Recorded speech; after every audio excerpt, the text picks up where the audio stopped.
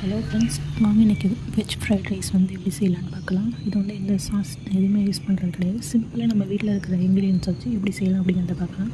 First வந்து ஒரு tumbler basmati rice எடுத்து ஒரு 20 மினிட்ஸ் சோக் பண்ணி எடுத்துக்கோங்க. அதுக்கப்புறம் வந்துட்டு ஒரு டம்ளருக்கு 3 டம்ளர் அப்படின்னு தண்ணி ஊற்றி நீங்கள் வந்து ஓப்பன் பாட்லேயே வந்துட்டு ஒரு 7 மினிட்ஸ் குக் பண்ணி எடுங்க.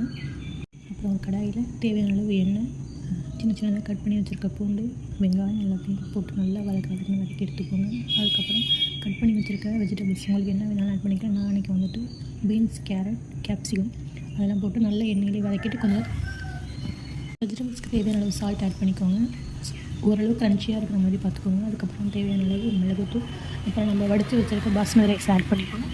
இப்போ போட்டு நல்லா மீடியம் ஃப்ளேமில் ரைஸ் உடையாமல் அப்படியே அழகாக மெல்ல கிளறிக்கோங்க. இப்போ லாஸ்ட்டில் கொத்தமல்லி இலை தூவி இறக்கணும் அப்படின்னா வீட்லேயே ரொம்ப சிம்பிளான அண்ட் ஹெல்தியான வெஜ் ஃப்ரைட் ரைஸ் வீட்லேயே செஞ்சு பார்த்துட்டு நீங்களும் எப்படி இருக்குன்னு சொல்லிவிட்டு கமெண்ட்டில் சொல்லுங்கள். தேங்க்யூ.